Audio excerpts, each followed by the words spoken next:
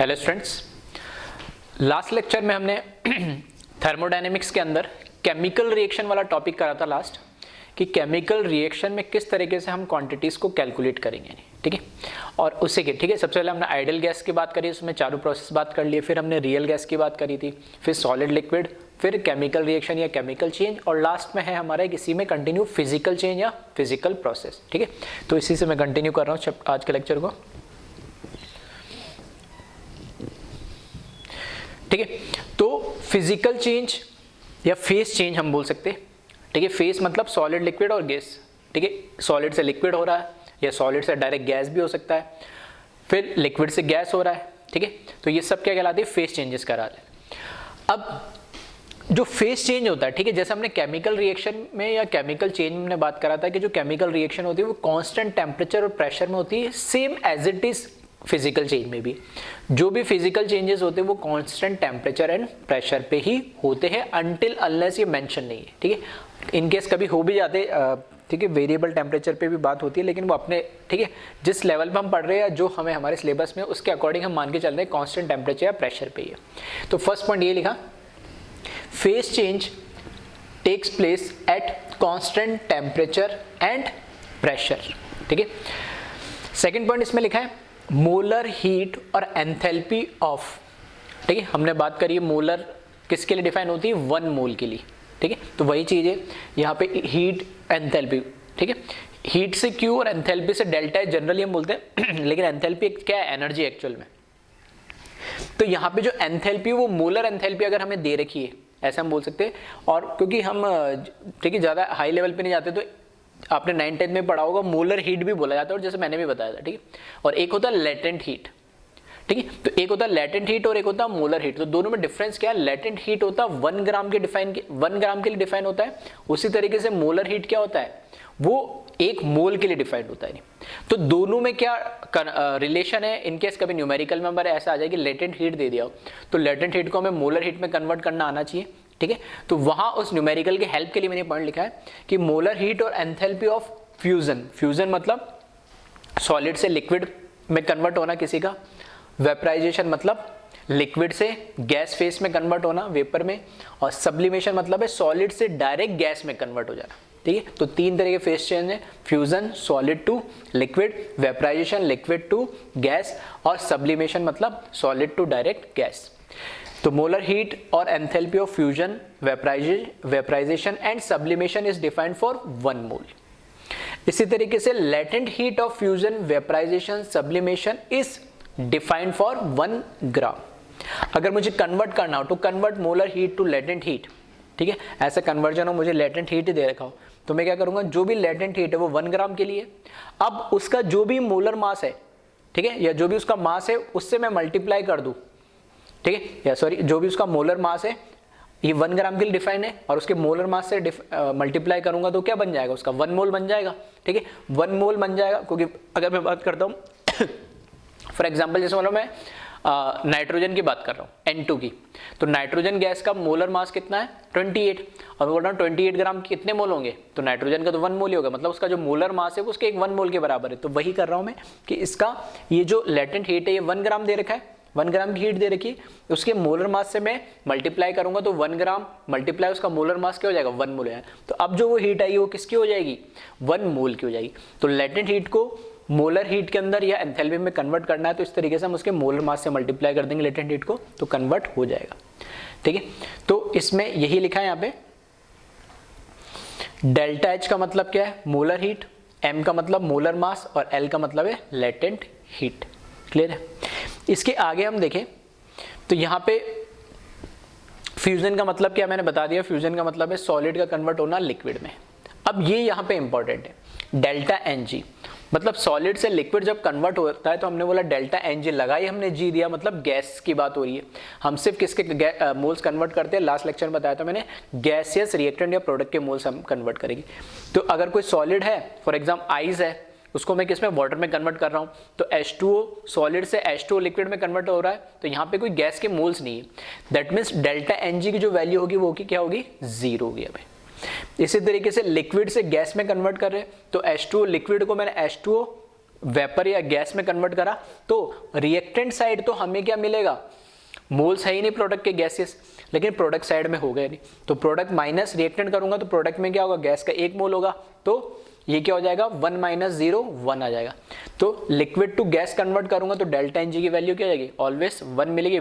Face change की बात कर रहा हूँ, सब्सटेंस एक ही है, सब्सटेंस एक ही रिएक्टेंट प्रोडक्ट में, सिर्फ क्या हो रहा है वहां पर, ठीक है।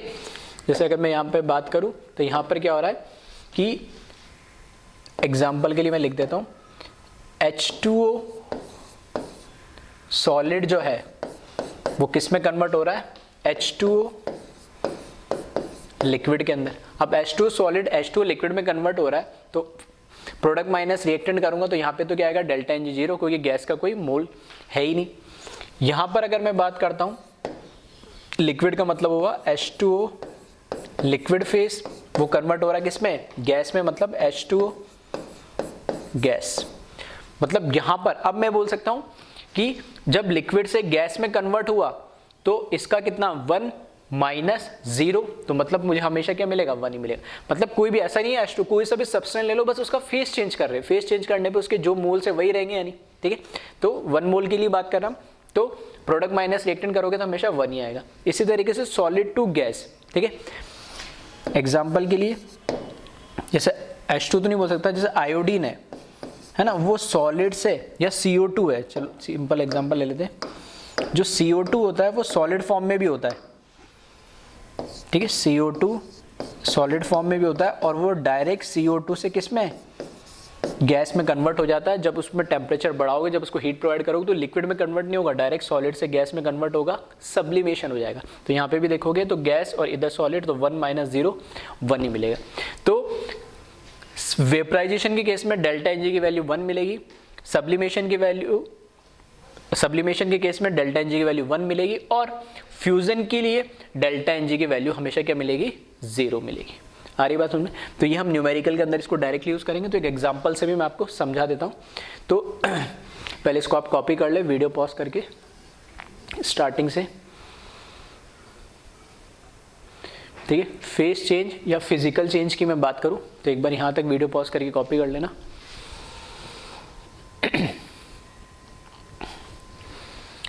देन फिर इससे नीचे वाला ये पार्ट,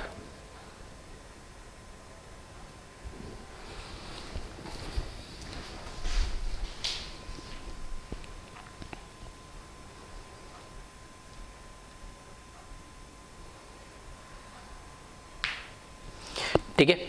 अब देखिए इससे भी हम न्यूमेरिकल देख लेते हैं, ठीक है। अब इसी के आगे अगर मैं बात करूं, जैसे हम यहाँ पे हमें अगर कैलकुलेट करना है, वर्क डन कैलकुलेट करना है, तो वर्क डन के लिए फॉर्मूला क्या है, वही universal formula, negative of V1 to V2 PdV। क्योंकि कांस्टेंट प्रेशर और टेम्परेचर पे होगा फेस चेंज, तो प्रेशर कांस्टेंट है तो बाहर आ गया इंटीग्रल के साइन के, dV का इंटीग्रेशन करोगे तो V, और लिमिट पुट करोगे तो V2 minus V1, upper limit minus lower limit. तो जैसे लास्ट हमने केमिकल चेंज के लिए करा था, ठीक है, V की जगह क्या लिख देंगे हम, आइडियल गैस इक्वेशन से हम लिख सकते हैं, तो वही कर रहे हैं यहाँ पे, PV इक्वल्स टू nRT से, ठीक है, nRT अपॉन P लिखेंगे, यहाँ पे भी nRT अपॉन P लिखेंगे, और ये डेल्टा एन जी RT में कन्वर्ट हो जाएगा। मतलब वर्क डन क्या होगा, डेल्टा एन जी RT।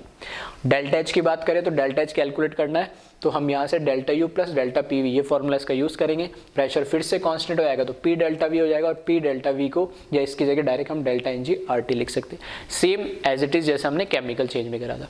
तो मैं अगर ऐसा बोल सकता हूँ कि फिजिकल चेंज और जो केमिकल चेंज जो हमने पढ़े दोनों ऑलमोस्ट क्या है, सेम ही जैसे, यानी बस फिजिकल चेंज में ये हमें ध्यान रखना होता है कि डेल्टा एन जी की वैल्यू हमें ज़्यादा दिमाग लगानी नहीं हो, तो फिक्स हो गई हो, ठीक है। सॉलिड से लिक्विड में 0 हो जाएगी, लिक्विड से गैस में 1 हो जाएगी, और सॉलिड से गैस में भी क्या हो जाएगी, 1 हो जाएगी। बस इतना ही आप डिफरेंस है यानी, ठीक है। तो अब इसको कॉपी कर ले, फिर इसमें एक न्यूमेरिकल देखता हूँ,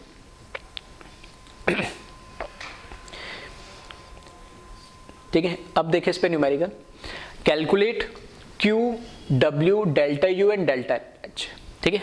फिर से वही चारों क्वांटिटी हमें कैलकुलेट करनी है, of vaporization of 5 moles of liquid at 127 degree Celsius, और ब्रैकेट में लिख दिया normal boiling point.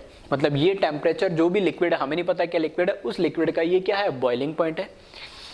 Molar enthalpy of vaporization is 50 kilo joule per मोल।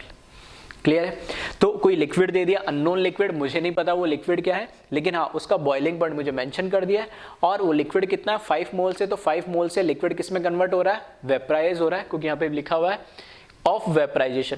ठीक है, ये सारी क्वांटिटी कैलकुलेट करनी of vaporization of 5 moles of liquid. ठीक है, और इसके लिए डेल्टा एच की वैल्यू भी दे रखी है। ठीक है, चाहो तो वीडियो को पॉज करें और इसको कैलकुलेट आप कर सकते हैं और फिर वेरीफाई कर ले। तो यहां से देखिए सॉल्यूशन में लिख रहा हूं इसका। पहले भी मैंने मान लिया है कोई भी अननोन कोई भी है लिक्विड ए, उस ए लिक्विड को मैंने वेपराइज करा तो ए किस में कन्वर्ट हो जाएगा, वो गैस के अंदर। ठीक है, इस केस में जो डेल्टा एन जी की वैल्यू होगी वो क्या होगी, 1 होगी, वो तो फिक्स हो गई। अब मुझे क्या दे रखा है, बॉइलिंग पॉइंट दे रखा है इसका। ठीक है, बॉइलिंग पॉइंट दे रखा, मतलब बॉइलिंग पॉइंट का तो बस इतना सा है कि हमें, ठीक है, जो बॉइलिंग पॉइंट दे रहा है कि यहाँ पे इस टेम्परेचर पे, ठीक है, टी भी लिख देता हूँ, मतलब बॉइलिंग पॉइंट। ठीक है, इस टेम्परेचर पे क्या हो रहा है, इसका वेपराइजेशन हो रहा है, और केल्विन में कन्वर्ट करेंगे तो 273 इसमें ऐड करेंगे। ठीक है, तो कितना हो जाएगा 400 केल्विन, ये हो गया 400 केल्विन। ठीक है, उसके बाद हमें दे रखा है delta H, enthalpy of vaporisation direct दे रखा है, वो कितना दे रखा है 50 किलो जूल पर मोल। फिर से ध्यान रखना आंसर किस में दे रखा है, जूल में दे रखा है, तो 10 की पावर 3 से मल्टीप्लाई कर लेना, और किलो जूल में है तो उस क्वांटिटी को, जैसे अभी मैं इसको कर लेता हूँ जूल में कन्वर्ट, तो 1 2 3, ठीक है, इंटू 1000 कर दिया, तो ये किस में कन्वर्ट हो गया, जूल पर मोल के अंदर कन्वर्ट हो गया। अब ठीक है, अब इसमें अगर हम बात करें तो यहां पे हमें कैलकुलेट करना है इसके लिए। ठीक है, तो सबसे पहले हम बात करते हैं डेल्टा एच, जो हमारे पास फॉर्मूला है उसको आप अप्लाई कर दो direct, delta H equals to delta U plus delta n g R T. Clear है? तो यहां पर डेल्टा एच की वैल्यू तो हमें दे रखी है, तो क्या डेल्टा यू मुझे कैलकुलेट करना है, तो उसको इस तरफ ले जाओ, delta H minus delta n g R T. तो डेल्टा यू कैलकुलेट करना है, तो डेल्टा एच कितना हो जाएगा, ये हमें दे दिया 50,000 minus delta n g 1, R की वैल्यू जूल में 8.315 इंटू टेम्परेचर जो दे रखा है कितना 400। ठीक है, अगर वही बात है, अगर मेरे को किलो जूल में करना तो इसको 1000 से डिवाइड करता है, इसको 50 रहने देता है। नहीं आ रही बात समझ में? तो इस तरीके से इसको आप कैलकुलेट कर लीजिएगा, और इसको कैलकुलेट करेंगे तो ये ऑलमोस्ट आपके पास कैलकुलेट आएगी 46670 जूल पर मोल। क्लियर है? एक बार फिर भी क्रॉस चेक कर लेना, क्रॉस वेरीफाई कर लेना कैलकुलेट करके या नहीं। अब लास्ट क्लास में मैंने एक ऐसा क्वेश्चन कराया था कि जो डेल्टा एच की वैल्यू दे रखी है वो पर मोल के लिए दे रखी है। नहीं, ठीक है, डेल्टा एच की वैल्यू जो दे रखी है वो पर मोल के लिए दे रखी है। तो यहाँ पे क्योंकि किसकी बात हो रही, 5 मोल की बात हो गई है, नहीं, तो 5 मोल के लिए वो वैल्यू क्या होगी वो हमें आपको कैलकुलेट करने पड़ेगी। ठीक है, जो यहाँ पे लिखी है ना 50 किलो जूल, ये पर मोल के लिए वैल्यू है। तो जो डेल्टा यू है ये भी किसके लिए आई है, पर मोल के लिए आई है। लेकिन क्वेश्चन में हमें दे रखा है किसके लिए, 5 मोल्स के लिए हमें कैलकुलेट करनी। तो अगर पर मोल के लिए इतनी है तो 5 मोल्स के लिए भी लिख सकते हैं हम, उसमें कोई दिक्कत। ठीक है, तो इस तरीके से आपको थोड़ा सा न्यूमेरिकल को पढ़ के ध्यान देना पड़ेगा। नहीं, ठीक है, तो ये पर मोल के लिए, तो 1 मोल के लिए मैं ऐसा लिख सकता हूँ 46670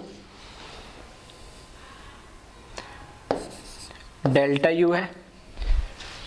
ठीक है, तो 5 मोल के लिए क्या हो जाएगा, 5 से मल्टीप्लाई कर देंगे, तो 5 मोल के लिए क्या होगा, इसको 5 इंटू 46670 ये डेल्टा यू आ जाएगा। तो ये फाइनल एक्चुअल आंसर ये नहीं है हमारा, 5 से जब मल्टीप्लाई करोगे उसके बाद जो वैल्यू आएगी वो हमारा क्या होगा, फाइनली आंसर हो जाएगा। यानी क्लियर है? ठीक है, तो इसको कैलकुलेट कर लेना। उसके बाद अगर मैं बात करूं, है ना, डेल्टा एच की भी अगर मैं बात करूं तो डेल्टा एच क्या पर मोल के लिए, है ना। तो डेल्टा एच भी क्या है, हमें किसके लिए कैलकुलेट करना है, 5 मोल के लिए। तो डेल्टा एच की बात करूँ तो ये हो जाएगा 5 × 50 किलो जूल, तो ये कितना हो जाएगा 250 किलो जूल, ठीक है, 5 मोल के लिए हो जाएगा ये फॉर 5 मोल, ठीक है। और क्वेश्चन किसी ने पढ़ा होगा तो ये शायद अगर किसी ने सोचा तो अच्छी बात है, अदरवाइज ठीक है, क्योंकि इस क्वेश्चन को अगर आप पढ़ोगे तो क्वेश्चन में इसने मोलर एंथैल्पी ऑफ वेपराइजेशन दे रखी है, ठीक है, एंथैल्पी दे रखी, तो फिर ये एंथैल्पी क्यों पूछी है, तो डायरेक्ट आंसर जब दे ही रखा तो क्वेश्चन में क्यों पूछा है, क्योंकि ये जो एंथैल्पी दे रखी है पर मोल के लिए दे रखी है और हमें पूछा किसके लिए, 5 मोल के लिए। आ रही बात समझ में, इसलिए ठीक है, चाहते तो पहले भी कर लेता मैं, लेकिन मैंने इसको पर मोल के लिए कैलकुलेट करके और उसको अलग से कर दिया, ठीक है। तो पर मोल के लिए डेल्टा एच हमें पता ही थी, 5 से मल्टीप्लाई करो 5 मोल की आ जाएगी, उसी पर मोल से मैंने डेल्टा यू कैलकुलेट कर ली, ठीक है, पर मोल के लिए, और उससे 5 से मल्टीप्लाई करा तो डेल्टा यू आ गया। फिर अगर हम बात करें किसकी, क्यू की, क्यू की वैल्यू क्या होगी, क्योंकि ये कहां पर होता है face change, constant pressure at temperature, ठीक है। तो at constant pressure, at constant pressure, क्योंकि क्या हो रहा है, फेस चेंज हो रहा है। तो कांस्टेंट प्रेशर की बात करें तो कांस्टेंट प्रेशर पे डेल्टा एच किसके बराबर हो जाता है, क्यूपी के। तो जो डेल्टा एच की वैल्यू होगी वही किसकी हो जाएगी, क्यूपी की हो जाएगी, दैट मीन्स 250 किलो जूल, ठीक है। इसको मैंने किलो जूल में लिखा, इसको जूल में कन्वर्ट कर दिया, तो किसी भी एक में कन्वर्ट कर लेना, ठीक है, जो भी जैसा आपको आंसर दे रखा हो या जिसमें आपको कन्वर्ट करना हो, नहीं क्लियर है। और लास्ट में अगर मैं बात करूं, ठीक है, क्या कैलकुलेट करना है हमें, वर्क डन। तो वर्क डन में डायरेक्ट आप पी डेल्टा वी से भी कैलकुलेट कर सकते हैं, ठीक है, पी डेल्टा वी जो कि क्या होगा, delta n g R T, ये हमारा delta n g R T तो है, इससे भी कैलकुलेट कर। दूसरा फ्लॉट आप यूज करें, ठीक है, दोनों तरीके से आप यूज कर सकते हैं। Delta n g R T से करोगे तो यही वैल्यू हो जाएगी, ठीक है, और फ्लॉट से अगर यूज करोगे तो delta U is equals to Q plus W आपको यूज करना है। तो यहाँ पे वर्क डन आपको निकालना है, तो ये डेल्टा U माइनस Q आपको करना पड़ेगा। डेल्टा U ये वैल्यू है फाइनल, और Q की वैल्यू ये है नहीं, ठीक है। इसको अब ये किलो जूल में है और ये जूल में है, ठीक है, तो इसको ज़्यादा जूल में कन्वर्ट करके फिर सब्ट्रैक्ट कर लेना, ठीक है, कैसे भी आप करो। तो इस तरीके से इसकी वैल्यू आपको फाइनली कैलकुलेट हो जाएगी, ठीक है। तो ये लास्ट वाली कैलकुलेशन मैं आप पे छोड़ दे रहा हूँ, तो इसको कैलकुलेट करके आप लिख लेना है, ठीक है। फिर से बता देता हूँ, डेल्टा यू की वैल्यू कौन सी यूज़ करनी है, डेल्टा यू की ये वाली यूज़ करनी है, ये फाइनल आंसर हमारा है, ठीक है। डेल्टा एच के लिए जो कि डेल्टा क्यू के बराबर होगा, ये हमारा फाइनल आंसर है। तो डेल्टा यू की जगह ये वैल्यू रखना और इसको 1000 से मल्टीप्लाई करना, तो ये भी जूल में हो जाएगी, या इसको 1000 से डिवाइड कर देना, किलो जूल में कैसे भी कर लेना, सेम कर लेना। तो ये डेल्टा यू माइनस करना क्यों, तो वो वर्क डन आ जाएगा। क्लियर है। तो एक बार आप इसको वीडियो को पॉज करके और पूरा क्वेश्चन कॉपी कर ले।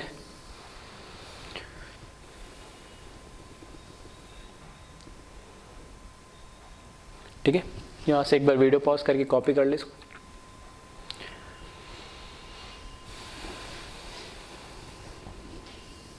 और इससे नीचे वाला पार्ट ये, ठीक है, नीचे जो मैंने कैलकुलेशन छोड़ी है उसको एक बार आप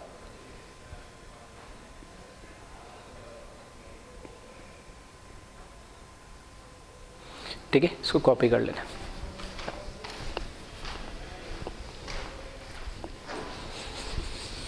ठीक है, अब देखिए आगे नेक्स्ट। तो ये सारे फेसेस की हमने बात कर ली थी। अब यहाँ से हम जो फर्स्ट लॉ ऑफ थर्मोडायनेमिक्स है उसकी लिमिटेशंस की बात कर रहे हैं। क्या क्या उसकी लिमिटेशंस थी? तो फर्स्ट था complete conversion of heat into work is possible और not for a cyclic process does not explain by फ्लॉट। अगर कोई साइक्लिक प्रोसेस है और उस साइक्लिक प्रोसेस में, ठीक है, जो भी हमारे पास उस साइक्लिक प्रोसेस में जो भी मैं बोल सकता हूँ हीट या जो एनर्जी मिल रही है, एनर्जी हीट के फॉर्म में जो एनर्जी मिल रही है, क्या जो एनर्जी मिल रही है उस एनर्जी को कंप्लीट वो वर्क में कन्वर्ट करेगा या नहीं करेगा, इसके बारे में एज सच कोई एक्सप्लेनेशन फ्लॉट फर्स्ट लॉ ऑफ थर्मोडायनेमिक्स ने नहीं बताया। ठीक है, तो इसकी लिमिटेशन है कि किसी भी साइक्लिक प्रोसेस के अंदर जो एनर्जी उसको मिल रही है या जो एनर्जी हीट के फॉर्म में मिल रही है उसको वो कंप्लीट एनर्जी में वर्क में ट्रांसफर कर सकता है या नहीं कर सकता, कन्वर्जन कर सकता है नहीं कर सकता, उसका कोई आइडिया हमें नहीं था। सेकंड पॉइंट है इसमें, whether given process is feasible और not under given set of condition. ठीक है, कोई भी प्रोसेस, ठीक है, नेचर में कोई भी प्रोसेस हो रहा है, मैं बोल रहा हूँ और सिंपल आपको थोड़ा समझ में आए इसलिए मैं बोलता हूँ। ठीक है, weather a given process is feasible, ठीक है, इसको थोड़ा सही कर लेना।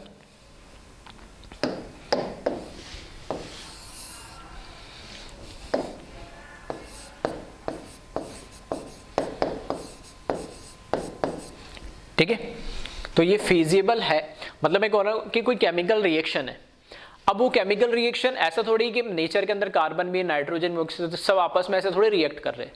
किसी ने पर्टिकुलर सेट ऑफ कंडीशन, या पर्टिकुलर सेट ऑफ कंडीशन का मतलब किसी स्पेसिफिक टेम्परेचर, प्रेशर पे या किसी कंसंट्रेशन पे वो आपस में जब मिलेंगे, ठीक है, तब जाके उनकी रिएक्शन होगी।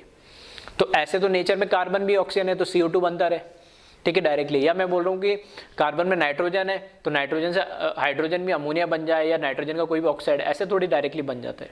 ठीक है, तो उसके लिए कोई स्पेसिफिक सेट ऑफ कंडीशंस, मतलब कोई स्पेसिफिक टेम्परेचर, प्रेशर या होना चाहिए।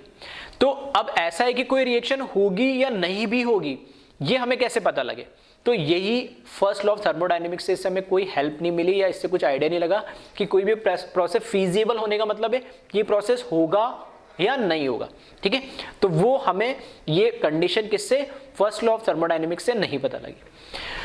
थर्ड पॉइंट लिखा है, to what extent any process will occur that is equilibrium condition of process. अब मैं कह रहा हूं अगर कोई रिएक्शन हो गई है, अगर कोई रिएक्शन है किसी रिएक्टेंट से, अगर मैं प्रोडक्ट बना रहा हूं तो उस रिएक्टेंट से प्रोडक्ट कब तक बनेगा?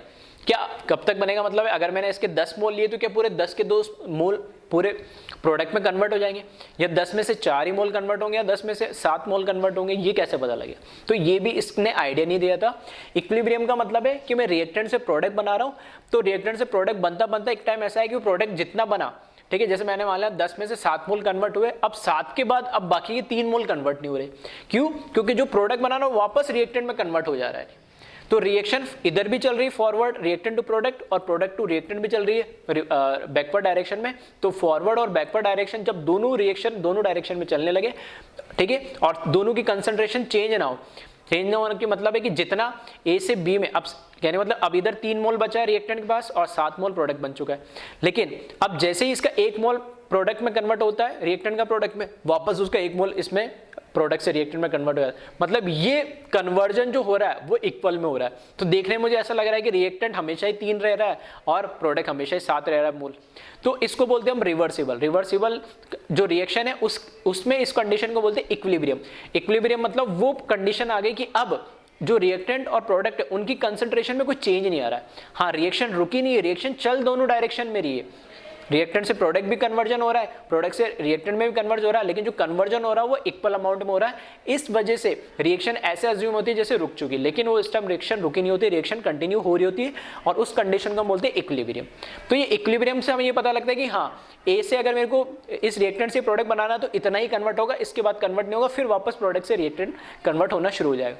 तो ये जो इक्विलिब्रियम की कंडीशन है कब आएगी, वो भी हमें first law of thermodynamics help नहीं करती। ठीक है, तो 3 ये मेजर इसके लिमिटेशन डिसएडवांटेजेस थे, जिससे फर्स्ट लॉ ऑफ थर्मोडायनेमिक्स के बारे में हमें प्रॉब्लम होने लगी मतलब इसके लिमिटेशन आने की वजह से हम ये चीजें डिटरमाइन नहीं कर सके। ठीक है, तो एक बार वीडियो पॉज करके इसको कॉपी कर लिया।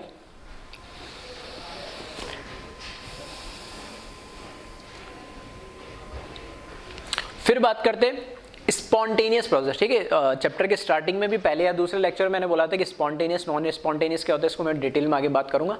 तो जो सेकंड लॉ ऑफ थर्मोडायनेमिक्स है वो स्पॉन्टेनिटी से रिलेटेड है। तो पहले हम बात कर लेते हैं कि स्पॉन्टेनियस प्रोसेस होता क्या है। Process which occurs in a particular direction, ठीक है, ठीक है, process which occurs in a particular direction either by itself और by giving proper initiation. Spontaneous मतलब हम इन जनरल वैसे ही बोलते हैं कि कितना स्पॉन्टेनियस है, किसी इंसान के लिए बोलते थे कितना मतलब अपने आप निकल जाता है किसी के, मतलब कोई बोलते बोलते हो ना कि अपने आप स्पॉन्टेनियस है कि मतलब कुछ भी बात करो उसके मुंह से कुछ ना कुछ बात निकलेगी हर टॉपिक पे। जैसे हम कोई भी टॉपिक डिस्कस कर रहे हैं, कोई 4 जन है तो कोई एक बंदा ऐसा मान लो है कि भाई कुछ भी डिस्कस करो वो कुछ भी बोल रहा है, सही गलत बोल रहा है लेकिन बोलना है उसको, ठीक है। तो हम बोलते हैं यार बहुत ज़्यादा स्पॉन्टेनियस है, अपने आप निकल जाता है, बोलते हैं यार मेरे मुंह से अपने आप निकल जाता है, कुछ भी बात करो कुछ ना कुछ बोलना है, सही गलत यानी, ठीक है। तो वो एक होता है स्पॉन्टेनियस या स्पॉन्टेनिटी, है ना, अपने आप ही हो रहा है।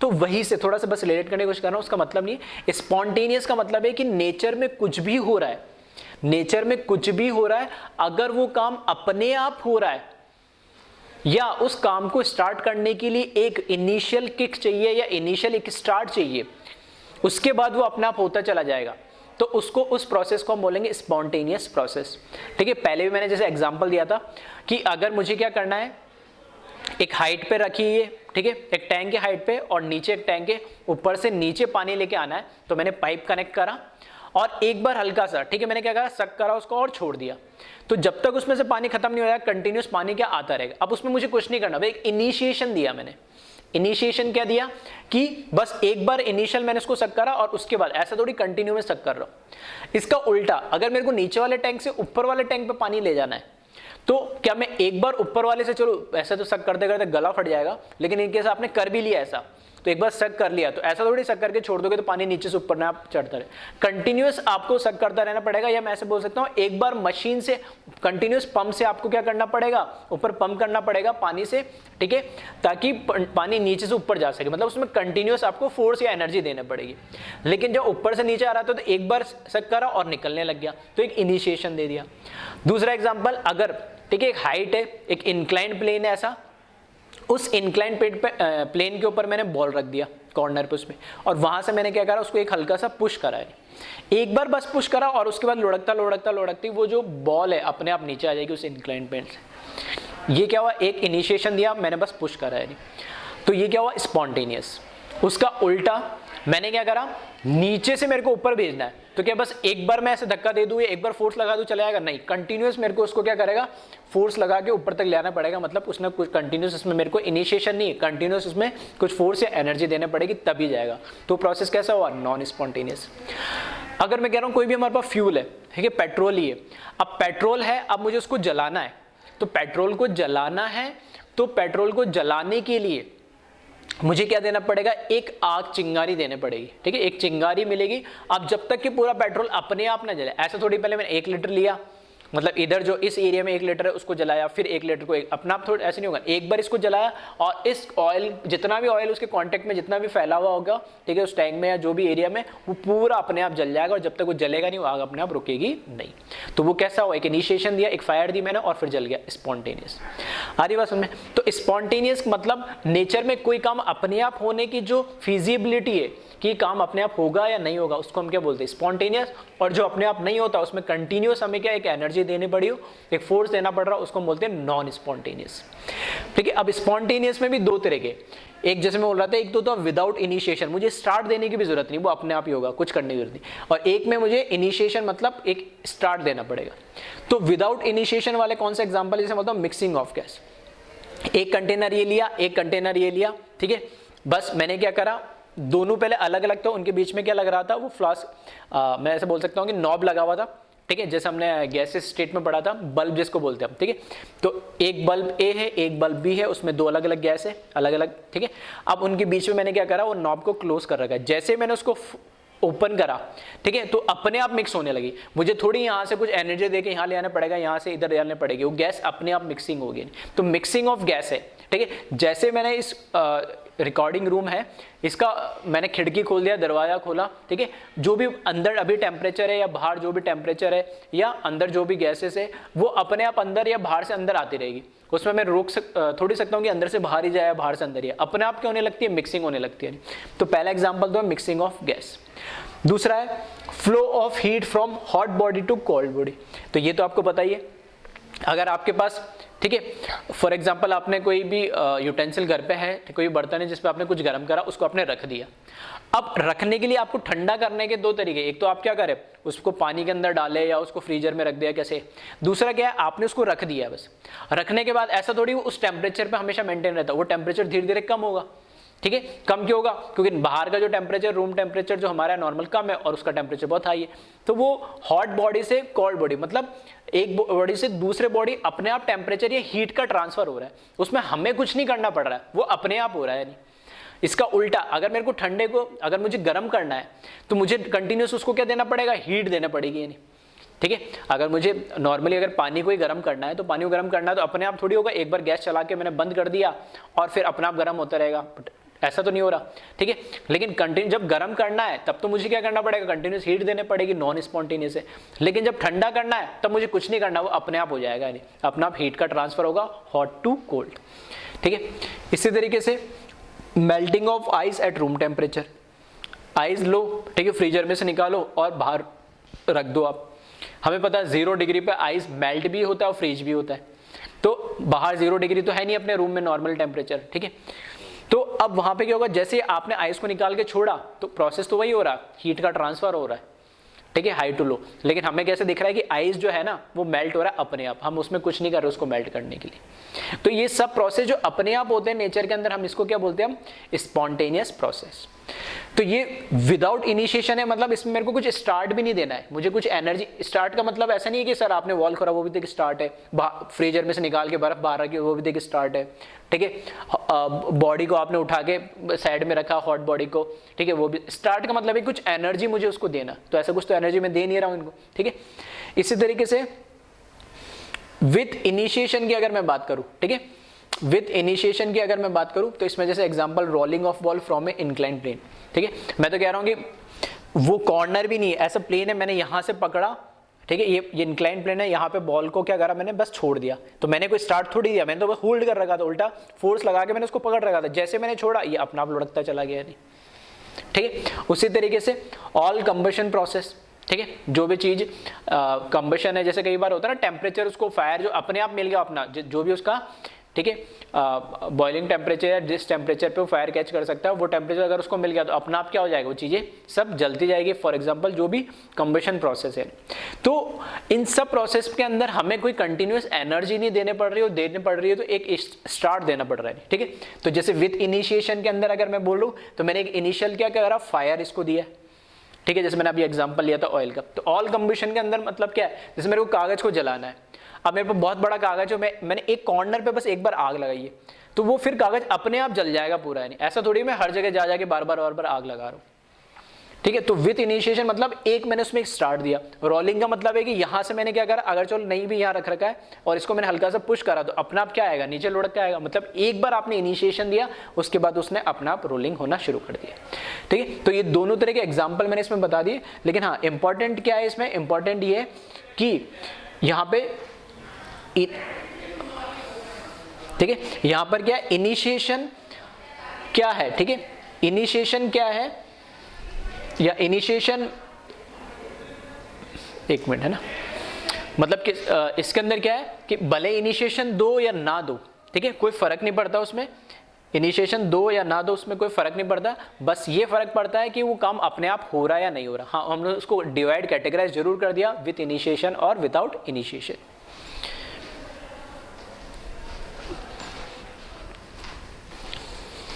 ठीक है, तो इसको कॉपी कर लिया, स्पॉन्टेनियस प्रोसेस, और दोनों के एग्जांपल लिख दिए, विदाउट इनिशिएशन और विद इनिशिएशन का मतलब क्या है। ठीक है, तो इसको कॉपी करें, फिर हम आगे देखते हैं।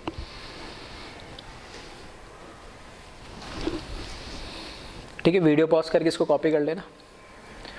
फिर बात करते हैं हम नॉन स्पॉन्टेनियस प्रोसेस की। ठीक है, नॉन स्पॉन्टेनियस क्या है, process which occurs in a particular direction by continuously supplying support, and if support is removed then process will either stop or move in opposite direction। ठीक है, तो ऐसा process जिसके अंदर एक वर्क या एक रिएक्शन या कुछ भी एक पर्टिकुलर डायरेक्शन में हमें करना है। ठीक है, पर्टिकुलर डायरेक्शन में अगर मुझे कोई वर्क या प्रोसेस करवाना है तो मुझे कंटिन्यूस सप्लाई करना पड़ेगा एक क्या सपोर्ट की या मुझे एनर्जी की या फोर्स की, या नहीं। जैसे वो फोर्स सपोर्ट या एनर्जी मैंने हटा दी तो या तो वो प्रोसेस वही स्टॉप हो जाएगा या क्या होगा, या वो उल्टे रिवर्स डायरेक्शन में वापस आने लग जाएगा। ठीक है, एग्जाम्पल के लिए जैसे मैं बोलता हूं फ्रीजिंग ऑफ वाटर, अगर मुझे पानी से बर्फ जमाना है, ठीक है, आइस जमाना है, तो मुझे फ्रीजर में रखना पड़ेगा, टेम्परेचर को 0 डिग्री और उससे नीचे मेंटेन रखना पड़ेगा। फॉर एग्जाम्पल मैंने आइस जमाई है तो मैंने कंटिन्यूस क्या करा, फ्रीजर को ऑन रखा, फ्रीजर को ऑन रखने के लिए, टेम्परेचर मेंटेन रखने के लिए मेरे को बाहर से कंटिन्यूस एनर्जी देना पड़ेगी। अगर मान लो जैसे लाइट चली गई तो जो आइस जमी थी, कल जमाई थी तो आज तो जमी जाएगी, जो भी आइस जमी थी वो आइस क्या होगी, लाइट जाते ही एक टाइम बाद जैसे जैसे टेम्परेचर बढ़ेगा, ठीक है, जैसे जैसे टेम्परेचर बढ़ेगा तो वो आइस क्या होने लगेगी, फिर से मेल्ट होने लगेगी और जो आइस कन्वर्ट हुई थी वो किस में, पानी में या लिक्विड में कन्वर्ट होने लगी। मतलब जब तक उसको एनर्जी बाहर से मिल रही थी, मतलब हमने फ्रीजर का टेम्परेचर मेंटेन करके रखा था, एक सपोर्ट उसको मिल रहा था, तब तक तो आइस में थी, लेकिन जैसे वो सपोर्ट खत्म हुआ तो एक टाइम बाद वो क्या होगा, वो आइस से वापस क्या, लिक्विड में कन्वर्ट होने, मतलब वापस रिवर्स होने लगी। दूसरा, rolling the ball upward in incline plane, वापस वही बात है कि अगर कोई इंक्लाइन प्लेन है, यहाँ से इस बॉल को, बहुत हैवी बॉल है, उसको मेरे को ऊपर ले आना है, तो मैं इसको रोल करता हुआ धीरे धीरे ऊपर ले आ रहा हूँ, तो नीचे से कंटिन्यूस सपोर्ट या फोर्स या एनर्जी लगा रहा हूँ, जहाँ तक ले जा रहा हूँ वहाँ तक जा रही, जहाँ मैं छोड़ूंगा अपना आप वो नीचे आ जाएगी। इसी को अगर आप, ठीक है, प्लेन सरफेस पे ले लो, बहुत हैवी है, ठीक है, मान लो ऐसा मान लो कि 25-30 kg का कोई बॉल है, उसको मैं जबरदस्ती फोर्स करके आगे ले जा रहा हूँ। अब जब तक मैं फोर्स करूंगा तब तक तो जाएगा, जहां छोड़ूंगा वही रुक जाएगा प्रोसेस। ऐसा तो नहीं एक बार मैंने फोर्स लगाया और वो अपना लुढ़कता हुआ चला जाएगा आगे, ऐसा नहीं होगा ना। तो जहां तक मैं फोर्स लगाऊंगा वहां तक तो जाएगा और उसके बाद वो क्या होगा, रुक जाएगा। तो आइदर प्रोसेस स्टॉप हो जाएगा, और अगर इंक्लाइंड है तो बॉल जाएगी और जहां छोड़ा वहां से वापस आ जाएगी, तो वापस प्रोसेस क्या, रिवर्स डायरेक्शन में हो जाएगा। तो नॉन स्पॉन्टेनियस प्रोसेस के लिए continuous supply of energy, force या सपोर्ट हमें चाहिए, और अगर जैसे वो हमने हटाया तो वो क्या करेगा, रिवर्स डायरेक्शन में या आएगा या वापस वो रिएक्शन, या मैं ऐसा बोल सकता हूँ प्रोसेस क्या हो जाएगा, अपना आप स्टॉप हो जाएगा। ठीक है, तो हम इसको बोलेंगे नॉन स्पॉन्टेनियस प्रोसेसेस। तो इसको एक बार कॉपी करें आप वीडियो पॉज करके।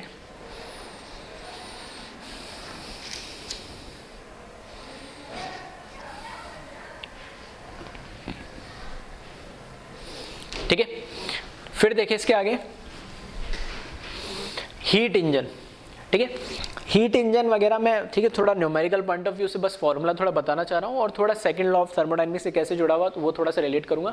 बाकी डिटेल में हीट इंजन जो है बेस्ड है कार्नोट इंजन पे है, कार्नोट साइकिल जिसको बोलते हैं, और कार्नोट साइकिल या कार्नोट इंजन जो है आप फिजिक्स में उसको डिटेल में पढ़ोगे।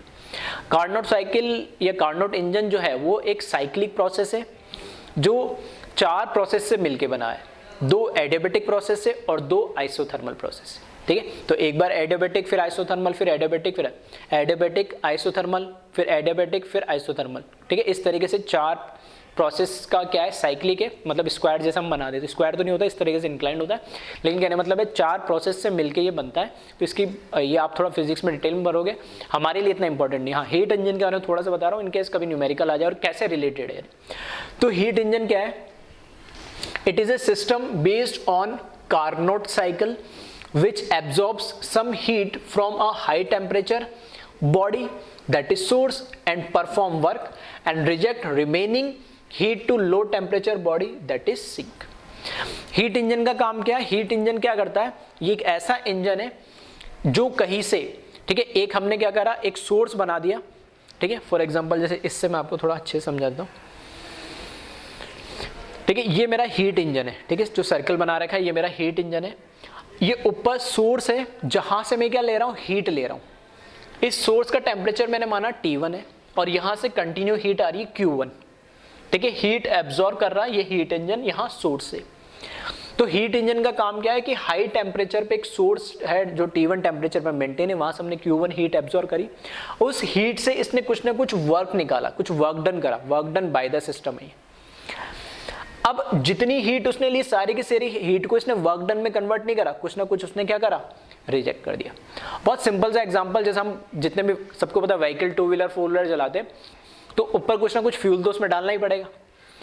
फ्यूल डालते हैं तो फ्यूल डालने से एनर्जी मिलेगी, तो हमारी जो भी व्हीकल है वो क्या करेगा, आगे बढ़ेगा, मूव करेगा। अब ऐसा नहीं कि सारा का सारा जैसा मैंने फ्यूल डाला पूरा का पूरा यूटिलाइज होता है, फिर पीछे में एक एग्जॉस्ट भी दे रखा होता है जिसमें से वो जो कंबशन कंप्लीट नहीं हुआ जो या जो भी उसमें इनकम्प्लीट कंबशन रह जाता है, ठीक है, तो वो सब क्या करता है उसमें से उसके फॉर्म में निकाल देता, मतलब कुछ ना कुछ एनर्जी वेस्ट हो रही है हमारी। तो बिल्कुल वैसा समझ लो कि एनर्जी यहाँ टैंक लगा है, इसमें से इसने पेट्रोल लिया, उसमें से वर्क करा, गाड़ी चली, और बचा हुआ इसने क्या करा, एग्जॉस्ट में से निकाल दिया। तो ऐसा दुनिया में कोई प्रोसेस या कोई इंजन बना ही नहीं है कि जितनी आप उसको एनर्जी दो या जितना फ्यूल दो पूरा 100% जितनी एनर्जी मिली उसको पूरे को वर्क में कन्वर्ट कर दे। आ रही बात समझ में? कुछ ना कुछ तो एनर्जी वेस्ट होगी, हीट रिजेक्ट होगी, ऐसा हम बोल सकते हैं। तो यहाँ पर हीट इंजन का यही काम है जो यहाँ पे लिखा है। ये सोर्स है, ये सिंक है, सिंक लोअर टेम्परेचर पे होता है, सोर्स जो होता है वो हायर टेम्परेचर पे होता है, ठीक है। और हीट इंजन का काम क्या है कि एनर्जी को लेना, उससे कुछ काम करवाना और बची हुई कुछ एनर्जी को रिजेक्ट कर देता है, ठीक है। तो यही हीट इंजन के बारे में ऊपर लिखा हुआ है, ठीक है। It is a system based on a Carnot cycle which absorbs some heat from a high temperature body that is source and perform work and reject remaining heat at low temperature body, ठीक है। अब ये तो हुई बात heat engine की। अब heat engine की एफिशिएंसी की हम बात करते हैं, ठीक है। तो एफिशिएंसी ऑफ हीट इंजन की अगर मैं बात करूं तो इसको कैसे डिफाइन करेंगे हम एफिशिएंसी को? It is the ratio of, ठीक है, मैं चलो लिख देता हूं यहां पे, it is the ratio of work performed by the system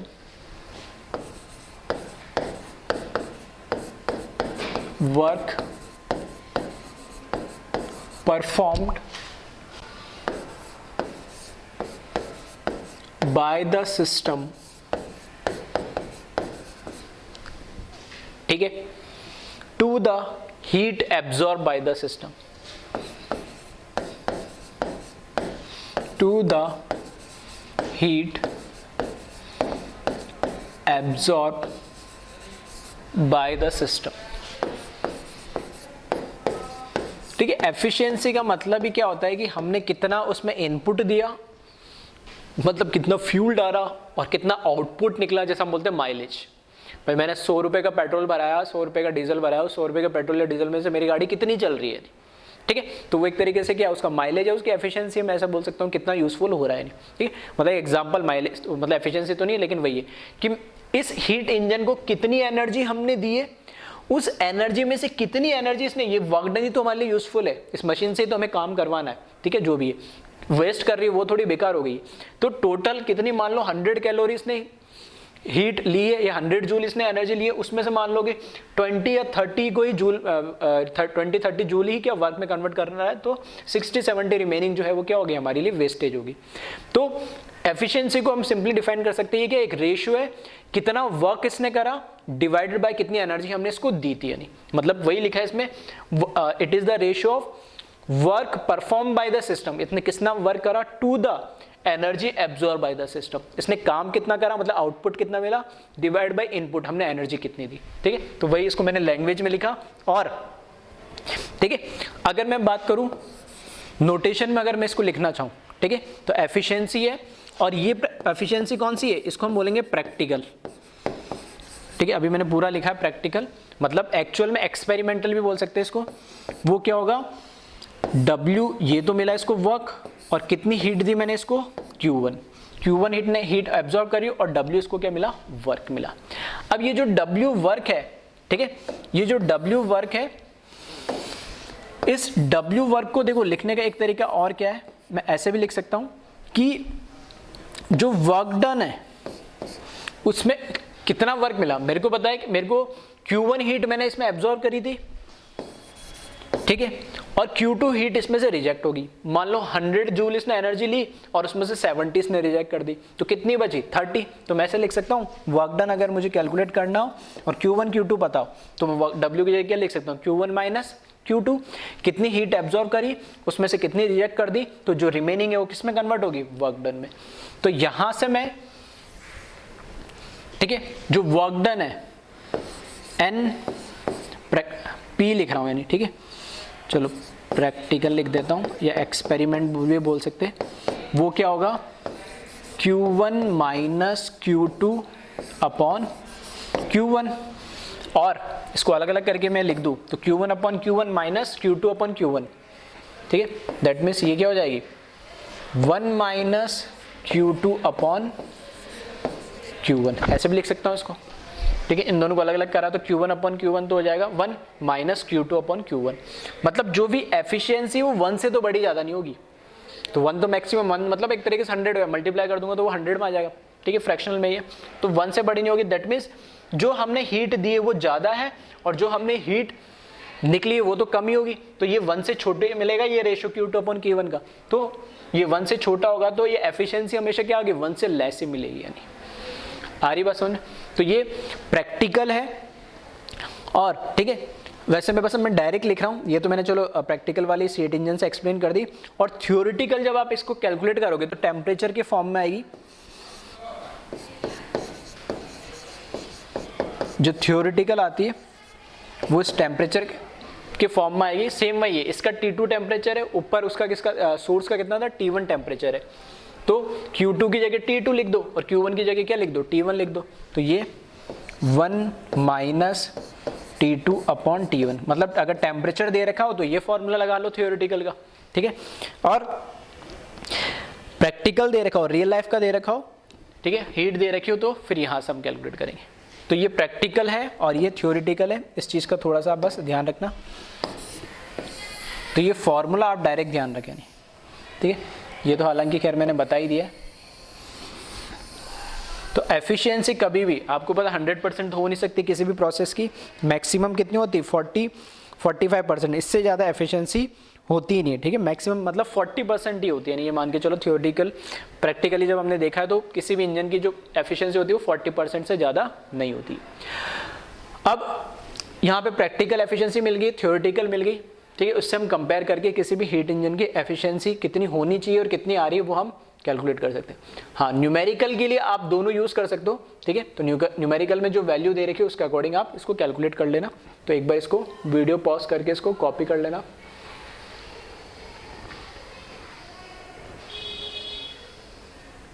ठीक है, एक बार पहले आप इतना कॉपी कर ले इसको।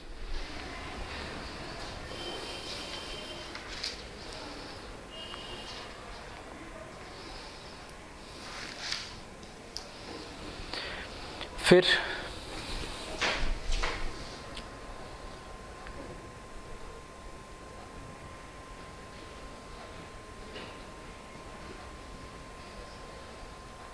ठीक है, इसको कॉपी कर ले।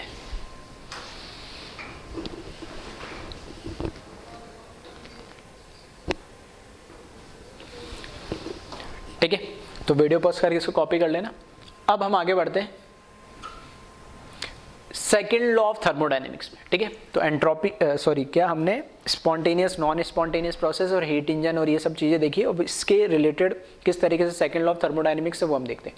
तो सेकेंड लॉ ऑफ थर्मोडायनेमिक्स, जिसको शॉर्ट में मैं एफ की जगह यहाँ क्या लगा दिया, एस लगा दिया, तो फ्लॉट की जगह स्लॉट हो गया, ठीक है। तो स्लॉट की बात करें तो स्लॉट के, ठीक है, 3 स्टेटमेंट है, तो तीनों स्टेटमेंट को हम देखेंगे 1 by 1। तो पहला स्टेटमेंट तो क्या, it is impossible for a system working in a cyclic process to completely convert heat into work without transferring some part of heat to low temperature, that is sink.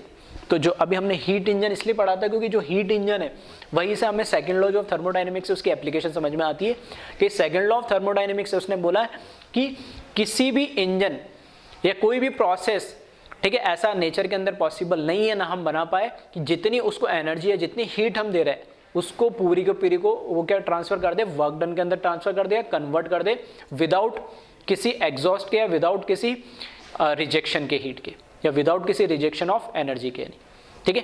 तो ये second law of thermodynamics का ये क्या है, first statement है, ठीक है। तो सेम अब हीट इंजन से ये थोड़ा स्टेटमेंट आपको और थोड़े क्लियरिफाई होगा, इसलिए मैंने आपको बताया था। अब इसमें 3 कंडीशन हमने मेंशन कर दी है, 3 कंडीशन क्या मेंशन कर दी, तो पहले इसको कॉपी करें फिर हम देखते हैं उसमें।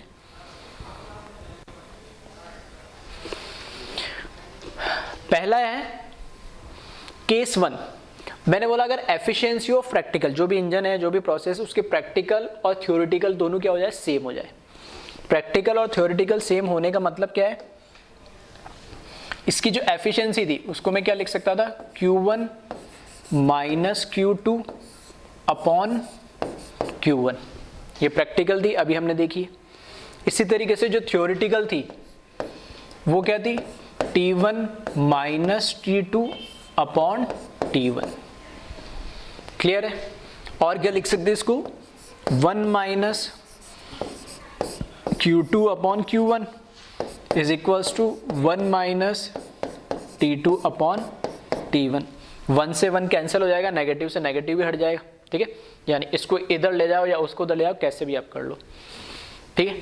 तो यहां पर मेरे पास क्या बचेगा, ये Q2 upon Q1 is equals to T2 upon T1, ठीक है। इसको इधर ले जाओ या फिर 1 को उधर ले जाओ, तो ठीक है, 1 से 1 कैंसिल हो जाएगा, फिर नेगेटिव से नेगेटिव हो जाएगा, ठीक है। 2 स्टेप को मैंने एक साथ कर दिया। उसके बाद इसको क्या मैं ऐसे लिख सकता हूँ, Q2 क्रॉस मल्टीप्लाई करें, Q2 के नीचे T2 लिख दिया मैंने, और यहाँ पर Q1 के नीचे T1 लिख दिया, ठीक है। मतलब ऐसे मान सकते हैं एक स्टेट पे या एक जगह पे, ठीक है, एक स्टेट पे या एक जगह पे क्या है कि ये दोनों वैल्यूज क्या हो जाएगी, ठीक है। दोनों वैल्यूज, जैसे मैं बोल रहा हूँ, एक जगह T1 टेम्परेचर पे Q1 हीट है और T2 टेम्परेचर पे Q2 हीट है, लेकिन दोनों का जो रेशियो है वो क्या सेम है। या इसको इस साइड में ले आऊं, ठीक है, चलो ट्रांसफर मैंने इस साइड कर दिया इसको, तो ये क्या हो जाएगा, Q2 upon T2 minus Q1 upon T1 is equals to 0। अगर ये दोनों सेम है, ठीक है, दोनों अगर ये सेम है तो, और साइक्लिक प्रोसेस है, तो इसको मैं इस तरीके से लिख सकता हूं,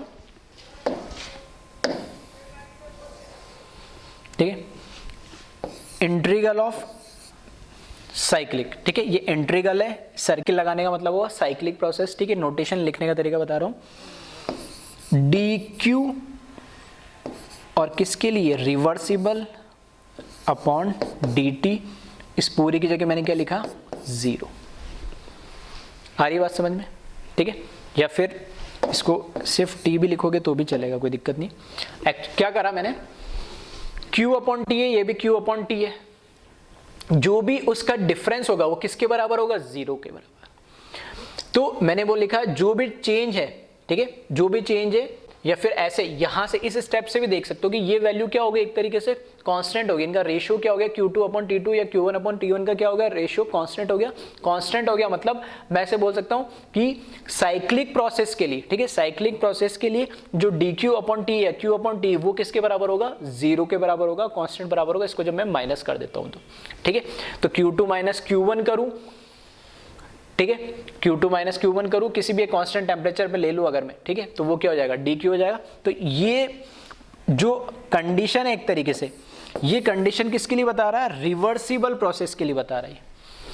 किसके लिए बता रहा है, ये रिवर्सिबल प्रोसेस के लिए बता रहा है। क्या कि अगर, ठीक है, मतलब इसके लिए परेशान होने की जरूरत नहीं, बस इसका मतलब ये कि अगर मैं कह रहा हूं, अगर प्रैक्टिकल और थ्योरेटिकल एफिशिएंसी अगर बराबर हो रही है, इसका मतलब ये है कि जो प्रोसेस है वो कैसा है, रिवर्सिबल होगा, तभी ये पॉसिबल हो पाएगा। यानी ठीक है, जब प्रोसेस थ्योरेटिकल और प्रैक्टिकल दोनों की क्या है, थ्योरेटिकल और प्रैक्टिकल दोनों की ही एफिशिएंसी जब बराबर हो जाए, तब उस प्रोसेस को मैं क्या बोलूंगा, रिवर्सिबल बोलूंगा। रिवर्सिबल बोलूंगा इसलिए यहां जो लास्ट में मैंने लिखा है, ये DQREV लगा दिया, वो रिवर्सिबल के लिए बता रहा है। नहीं, ठीक है, नहीं भी लगाओ तो भी चल जाएगा, कोई फर्क नहीं पड़ता है, लेकिन वो एक बताने की बात है कि प्रोसेस कैसा है, रिवर्सिबल प्रोसेस है। अब यहाँ पे आप देखोगे तो Q/T है, ये भी Q/T, तो ये जो Q/T है इसको मैंने डायरेक्ट लिख दिया साइक्लिक प्रोसेस के लिए इंटीग्रल Q/T। तो ये जो Q/T है, ये एक नया टर्म यहाँ पर आपके लिए एक इंट्रोड्यूस हो रहा है, और इसको हम बोलते हैं एंट्रोपी। Q/T का जो रेशियो होता है, या dQ/T का जो रेशियो होता है, उसको हम क्या बोलते हैं, एंट्रोपी बोलते हैं। यहाँ पे आ रही है मेरी बात समझ में? तो एक बार पहले आप क्या करें, इसको कॉपी कर ले यहाँ से, ठीक है। सच कोई डेरिवेशन या कुछ नहीं है, बस मैं कंडीशन बता रहा हूँ कि ये प्रैक्टिकल और थ्योरेटिकल जब बराबर आया तो प्रोसेस कैसा होता है, रिवर्सिबल, इतना आपको याद रखना। हाँ ये कैसा है, बस थोड़ा सा 2-4 स्टेप में मैंने इसको समझाने की कोशिश करी है, ठीक है। तो इसको एक बार यहाँ तक कॉपी करें।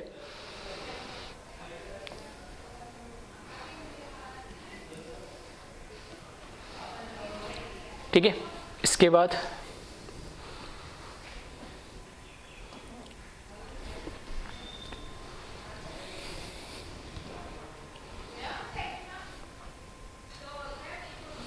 ठीक है, तो अब देखना इस जो टर्म है, ठीक है, यहाँ पे बस मतलब एक नया टर्म इंट्रोड्यूस करना था इसलिए थोड़ा सा बताना पड़ा, बाकी एज सच कोई इंपॉर्टेंट नहीं है। तो एंट्रोपी क्या होती है, कहाँ से ये फॉर्मूला है, बस वो थोड़ा सा मैंने बताने की कोशिश करा। जो क्यू बाई टी का जो रेशियो होता है उसको बोलते हैं। तो यहाँ पे मैं बोल सकता हूँ hence cyclic integral, hence cyclic integral of dq by t, ठीक है, hence cyclic integral of dq by t is 0, ठीक है, hence cyclic integral of dq by t is 0, therefore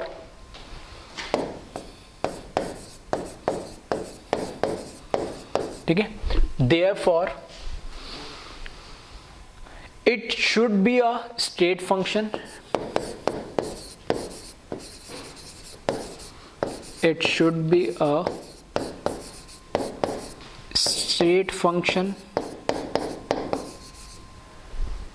ठीक है, it should be a state function and scientists name this state function as entropy, ठीक है, and it is known as, ठीक है, entropy क्यों रखा, तो वो साइंटिस्ट ने रखा, ठीक है, मेरी तरफ से रखा, and it is known as entropy, ठीक है, ENTROPY। तो इसको मैं क्या लिख सकता हूं, तो जो एंट्रोपी है इसको किससे रिप्रेजेंट करते हैं, कैपिटल S से रिप्रेजेंट करते हैं, ठीक है। जैसे हमने सिंबल पढ़े सबके, वैसे एंथैल्पी, इंटरनल एनर्जी, वैसे एंट्रोपी का सिंबल क्या है, कैपिटल S है यानी, ठीक है। तो यहां से मैं इसको बोल सकता हूं क्योंकि इंटीग्रल के साइन में है, तो ds is equals to cyclic integral of dq by t। तो ये एंट्रोपी का फॉर्मूला है, ठीक है, इस फॉर्मूले को ध्यान रखना। क्लियर है, इसको कॉपी करें।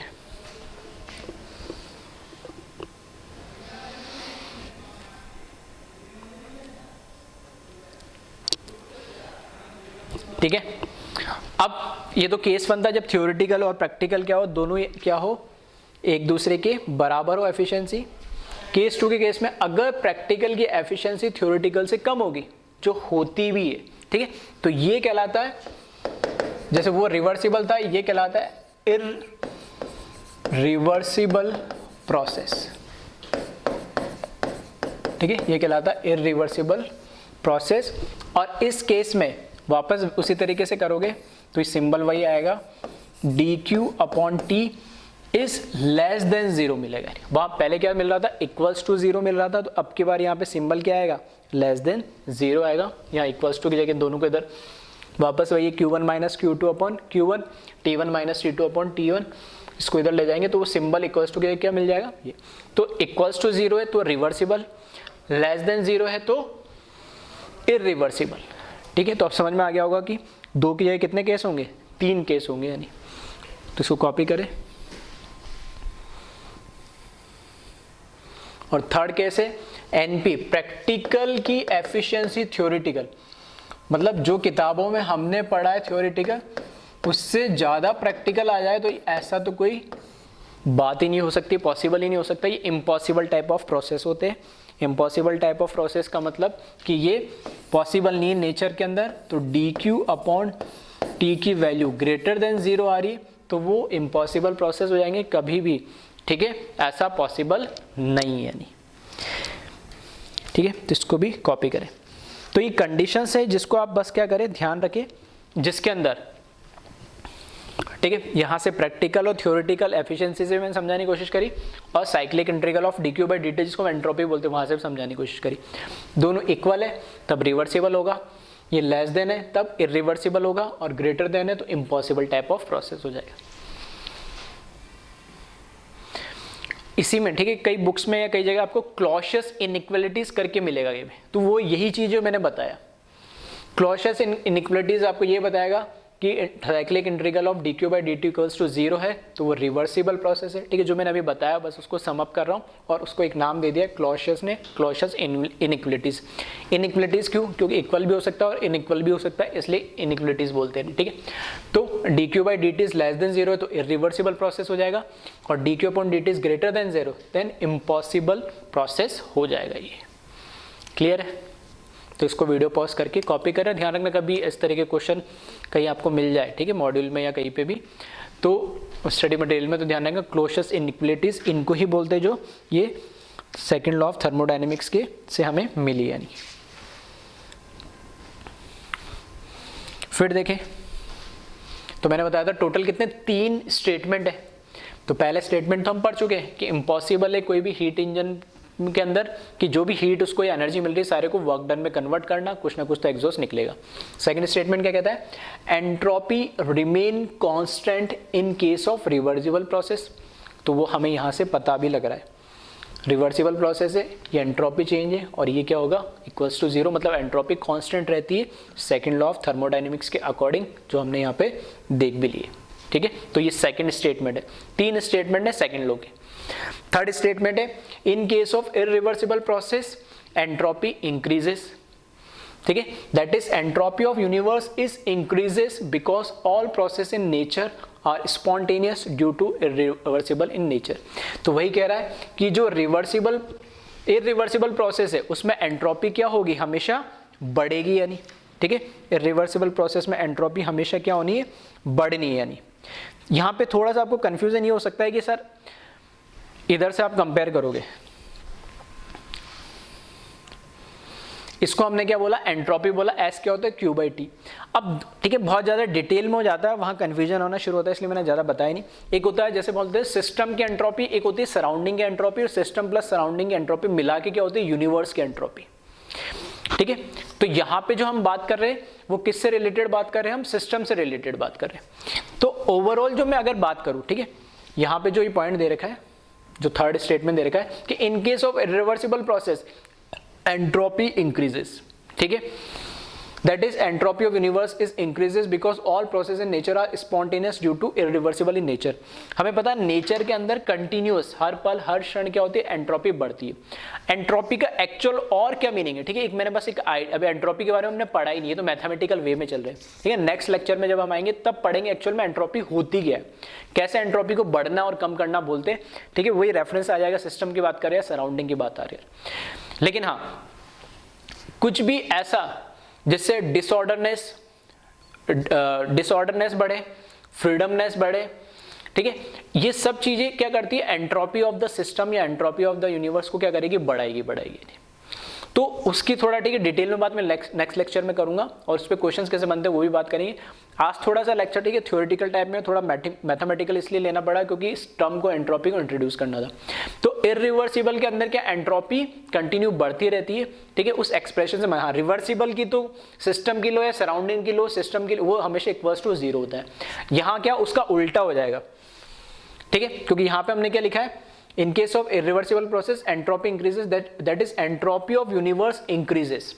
ठीक है, यूनिवर्स की एंट्रोपी इंक्रीज हो रही है। तो यहां पर ये जो बात हो रही है किसकी? सिस्टम के रेस्पेक्ट में बात हो रही है। ठीक, तो ऐसे में उल्टा बोल दो सराउंडिंग के लिए तो ये उल्टा हो जाएगा, और ये उल्टा है, ये तो हमेशा 0 ही रहेगा। तो क्लॉशियस इनइक्वालिटीज क्या थी? वही थी। ठीक है, ये आपको एग्जाम में कभी काम आ जाएगा। लेकिन हाँ, स्टेटमेंट क्या है? पहला स्टेटमेंट हीट इंजन से रिलेटेड है, दूसरे स्टेटमेंट रिवर्सिबल प्रोसेस से, और तीसरा स्टेटमेंट इरिवर्सिबल प्रोसेस से। और इरिवर्सिबल प्रोसेस की एंट्रोपी हमेशा बढ़ती है। क्यों? क्योंकि जो भी नेचर के अंदर जितने भी प्रोसेस होते हैं वो क्या होते हैं? मैक्सिमम जो प्रोसेस होते हैं वो कैसे होते हैं? स्पॉन्टेनियस होते हैं। स्पॉन्टेनिटी की वजह से हमेशा एंट्रोपी बढ़ती है। कैसे बढ़ती है वो हम एग्जाम्पल के थ्रू नेक्स्ट लेक्चर में समझेंगे। ठीक है, तो एक बार इसको वीडियो पॉज करके और कॉपी कर लें।